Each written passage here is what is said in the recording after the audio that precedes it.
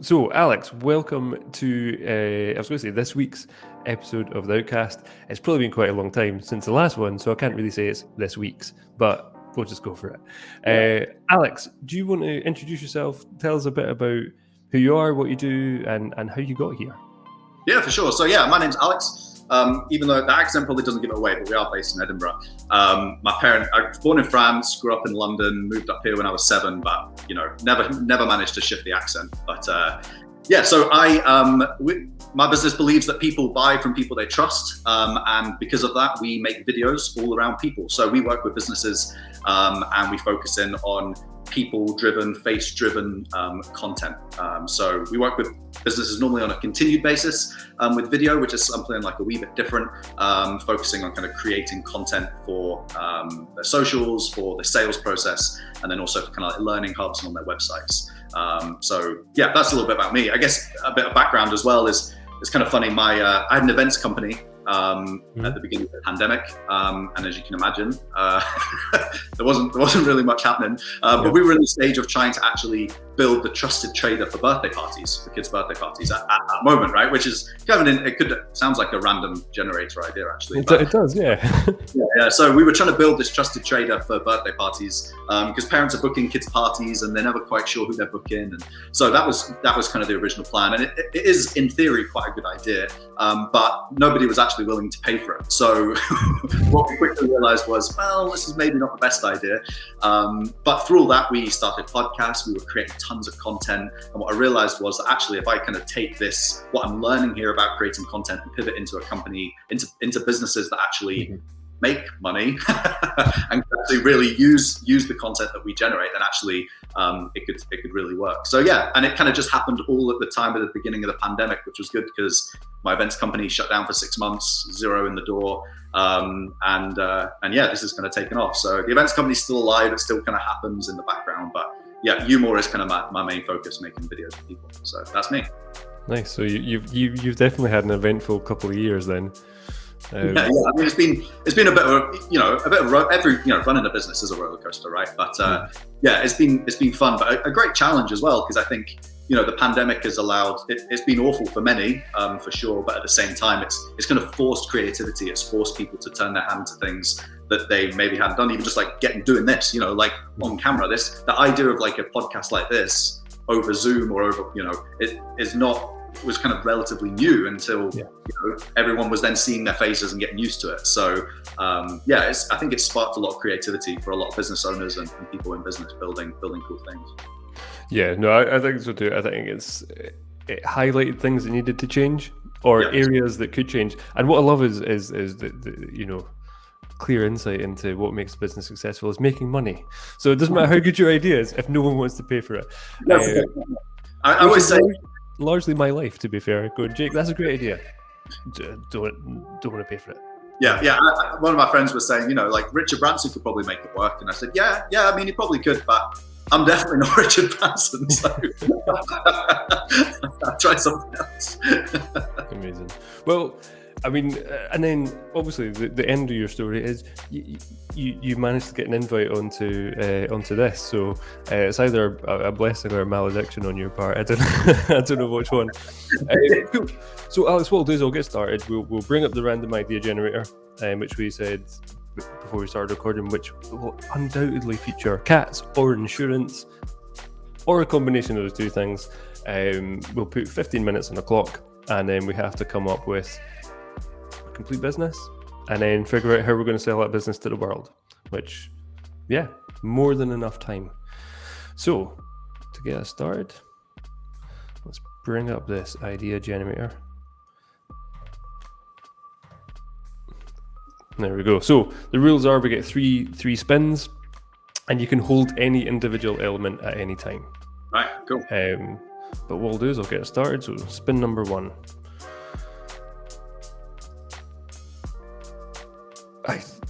Single-handedly the most boring thing I think this has ever thrown at me. Simple news delivery service for interim managers. Is there anything there that you want to keep? I don't think so. I think we just spin the whole lot again. The risk of cats coming up, I think it's probably worth it based on that. So let's just go for it. Like spin again. Cats would have made that more interesting. Boom. Right. An online content delivery service for cat owners. Who knew? Anything you would like to keep there? Well, we need to get rid of cat owners, and content delivery is what we do, so that feels cheating. So let's just keep an online. Let's hold that, and then we'll just hope for no cats this time, and we'll just. That's a big ask. Oh, nice. Okay, this could be interesting. Okay. An online space travel service for housewives. Right. Okay, right. So what I'll do is I'll take the screen away. So an online space travel service. Let me write this down. For housewives.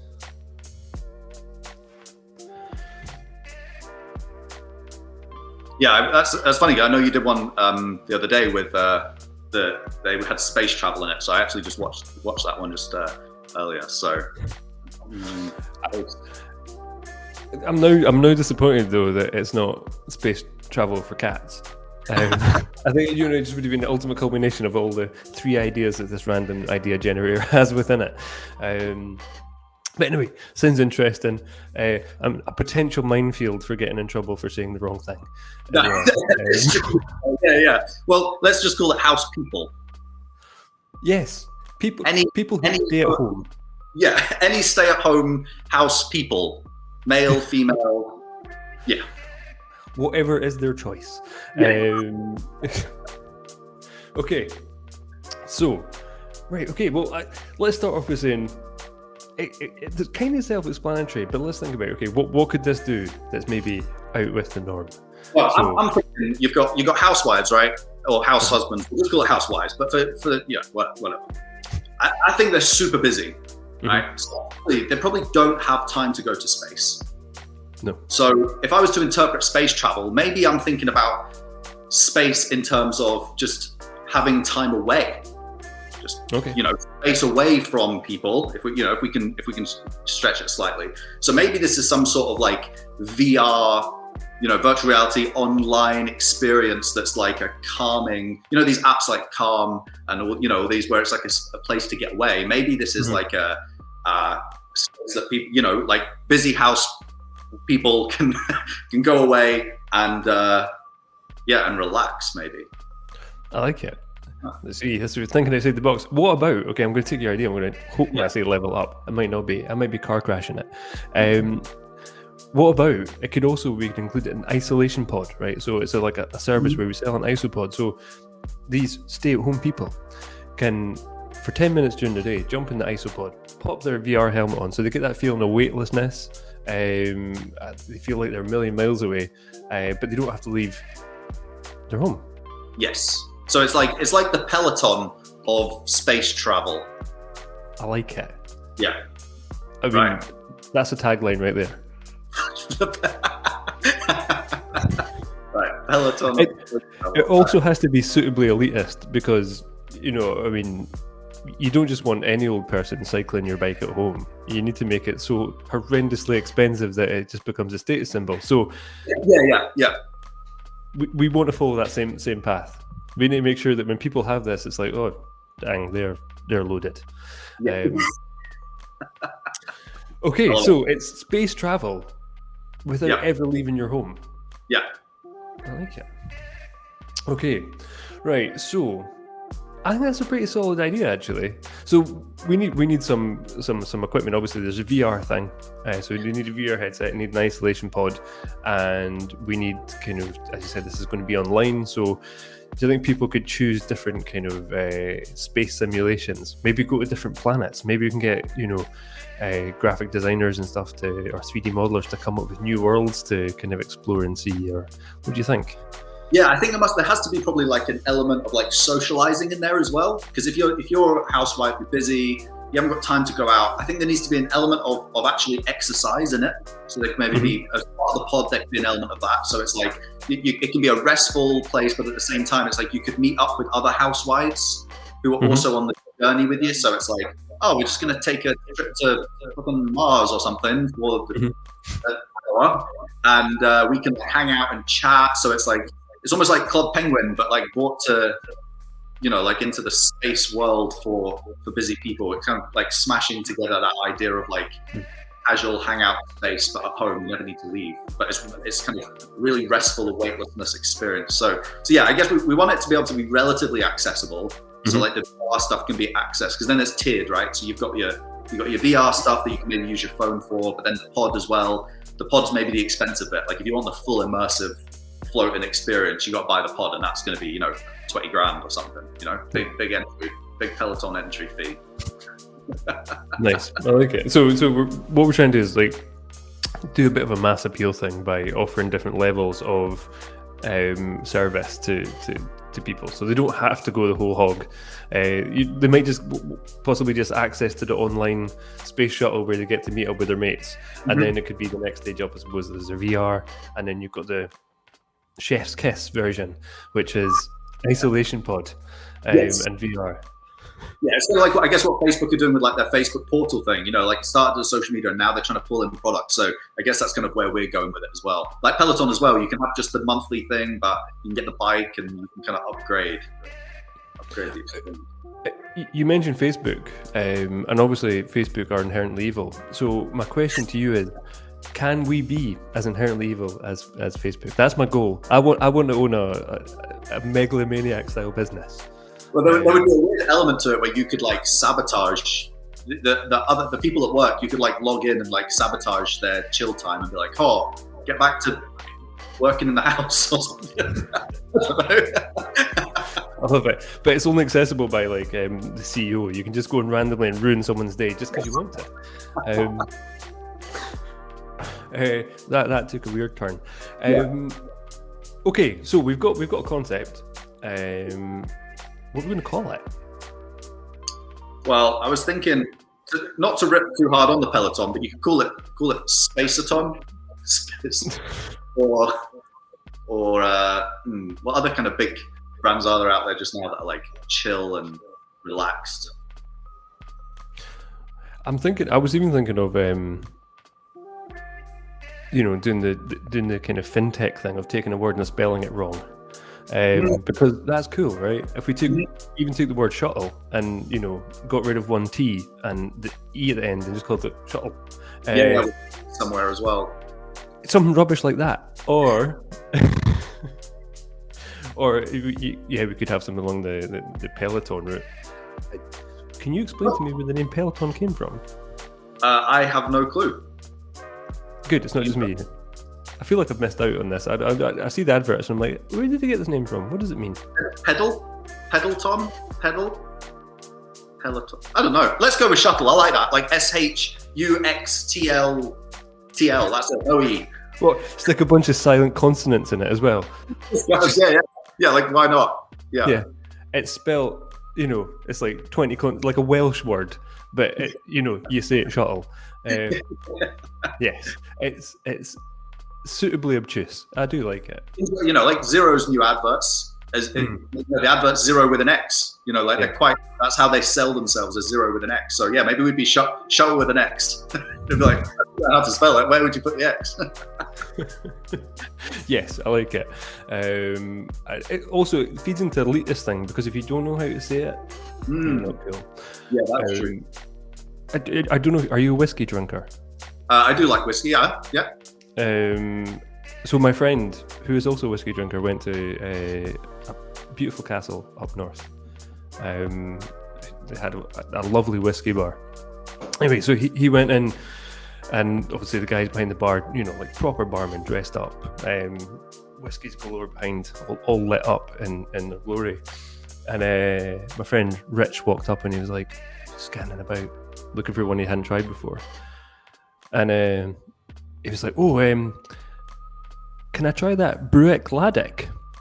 And the barman turned around and went, I think you mean Bruick Laddie. And I think it's one of those, like, which to the point where he was like, yeah, I'll have one of them, please.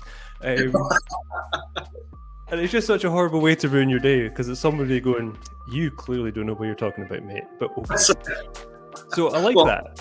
On that note, though, maybe there's an element where there's like a status thing within the space thing where you can buy things. You know, there's a currency to it where, you know, maybe you can like upgrade your kind of avatar in it. You know, a little bit like Fortnite skin kind of vibe, where there's like, but again, it's kind of going back to this status thing, you know, like Peloton, you know, and then you can like buy and sell.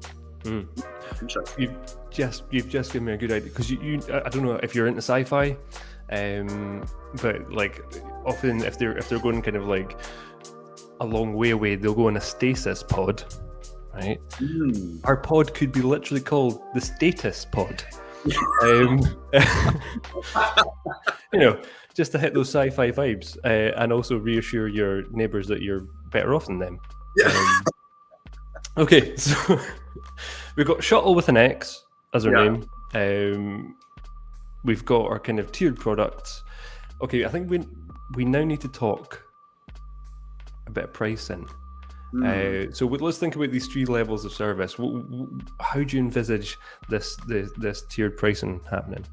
I think there's definitely an element of like, there's got to be a freemium kind of model where it's like, you know, anybody can access it, but it's all very staged up, and it can go big, you know. And I think there's an element of then like the buying the skins and, you know, like the Fortnite skin kind of idea of being able to buy stuff while you're in there as sort of like these weird virtual kind of show-off-y things. So yeah, I would think free entry. You're then talking about the proper VR set. You can maybe use the Facebook one, or the Oculus is Facebook game, or you know, anyone you can log in with. But then you've kind of got the pods that you can maybe upgrade. But I think they're silly money. You know, I think they're like 10 grand. You know, because they've got. I mean, you've got to be able to float in them. So like we need a big budget to actually develop how to even do that. So we're gonna have to raise the money somehow. So yeah, I think it's like big level there. Yeah, I think you're right, but I always think the 10 grand level for the status pod is too low, because it's an investment, right? If you're going to have this pod in your house, you have to have a big enough house to justify that space, which means you've probably got more money than sense, which means we can take the mick, right? So, what about instead of like, here's the kicker, right? Rather than selling it to them, it's £10,000 a month. There we go. We just go. You don't even own the pod, but you've got so much money that £10,000 a month, and you get access to virtual reality space. Yeah. And we, you know, our team, if it breaks, we'll just come fix it like within the hour. And I think that's more suitable. And you've got to have one in each home, you know, because obviously if your house is, you've probably got more than one house. Yeah. So yeah, 10 grand a month. Yeah, sold. I'm in. Excellent. And I think what needs to happen as well is like when our team do come to fix it, you know that scene from E.T. where they're coming to bring him out of the house. We have to stage it that way as well, like a big space event. So it's like the big white tunnel, folk in hazmat suits, you know, just to give you that real premium experience. Okay, cool. Okay, so we've got pricing. We've got a freemium model. So the way I see it is the freemium model could be like Zoom, right? You get 40 minutes to spend with your mates, then you get kicked out because second level, maybe just the VR headset. You don't get the status pod, and you know that's a one-off price for your VR headset. But then you'd maybe have to pay for the software. So monthly. So let's say maybe £1,000 a month to get access to the full software. It's the creme de la creme. Oh yeah, I mean.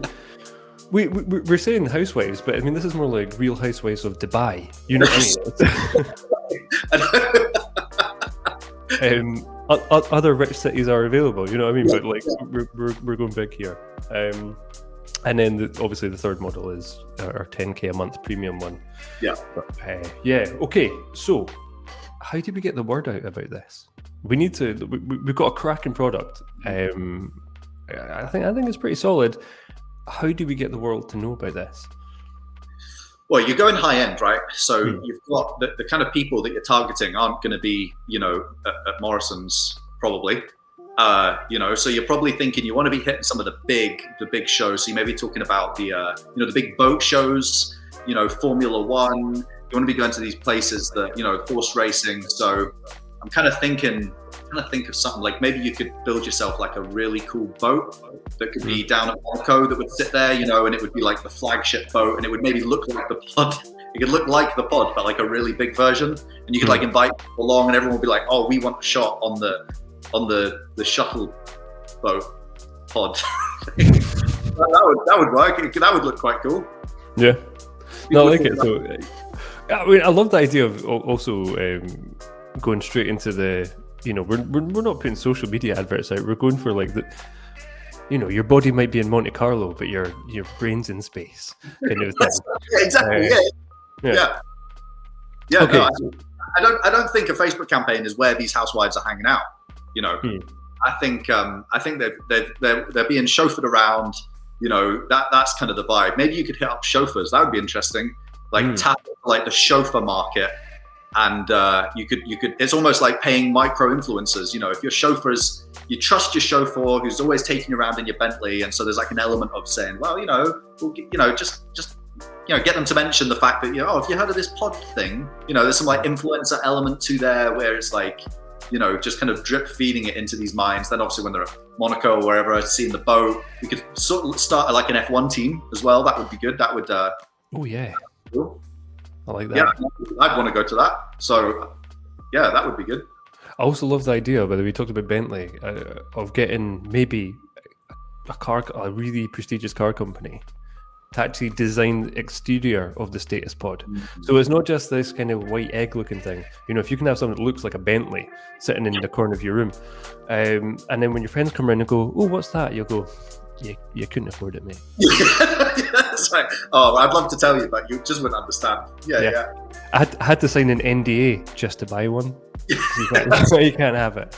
Well, it's like exclusivity, right? Again, like it's encouraging. Like people love that. Like the Dessum Dice. You know about that? Tell me more. Oh, right. So the Dessum Dice, right? I don't know whether this is giving away trade secrets, but anyway, Dessum, they have a dice. If you get a dice at the end of your meal, you can say, "Oh, I've got a Dessum dice," and you can roll it. And if you roll a 6, then your whole meal is paid for by Dessum. But you have to have a dice. And as far as I can tell, the only way to get a dice is if you're with someone who has a dice. So it's quite exclusive. I mean, so there's like that element to it. So maybe Shuttle's the same. Maybe it's like you can only get one if your mate's got one. Yes, I like that. Because it means as well we can be really in charge of our marketing. For example, we pick like, I'd say like influencers. I'm hands up here. I'm not a huge influencer guy, but if we went straight to, let's say, right. The only people I can think of are the Kardashians. Right? Yeah, that's right. I'm an old man. Yeah. I don't know about this world.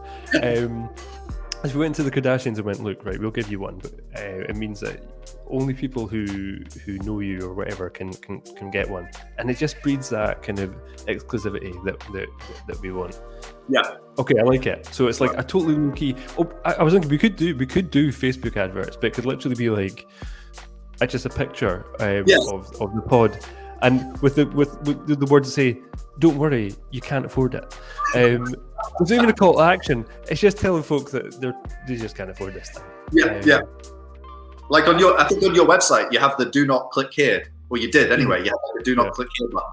It's like that kind of idea. People are like, "Oh, I'm clicking there. You're not telling me what to do." Like, yeah, exactly. That's what I love about it. It's like people hate nothing more than being told no, because it actually makes them do things. Yeah.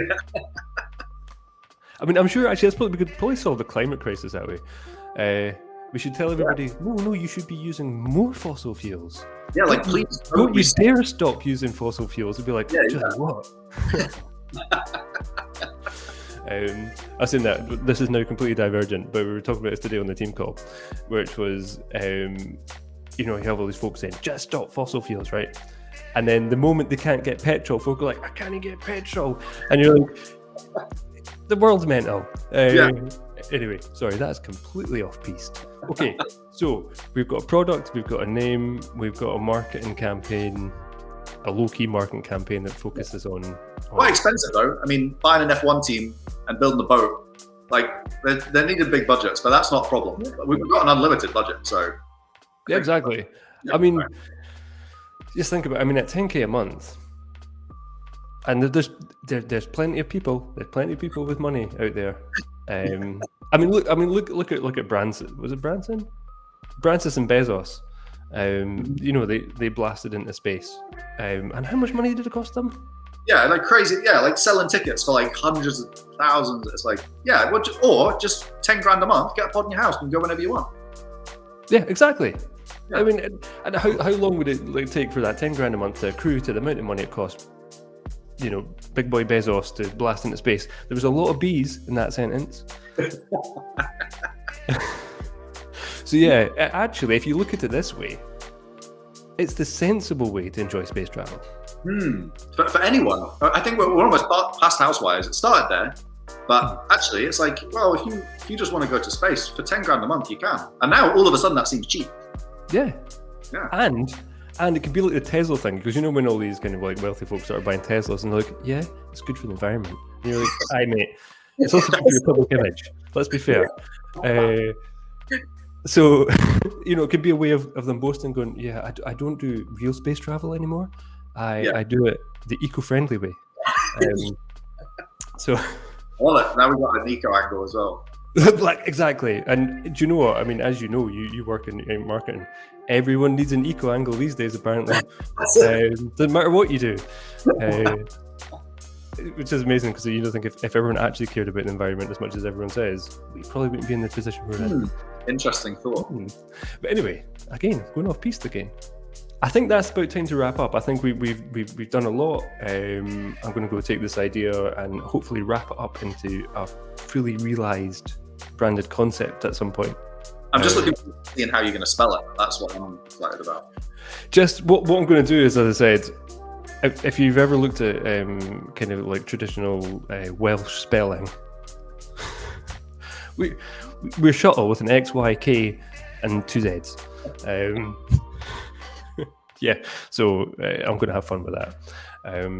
But yeah, Alex, thank you very much for jumping on. It's been a pleasure. Well, if we need to leave, that's it. That was the universe telling me off for shortening the word pleasure to pledge. Yeah, that would be fair. When you said it, I didn't bring it up, but I questioned it in my mind. Oh, I questioned it as I said it. I was going, what are you talking about? But that's what I like. I annoy myself.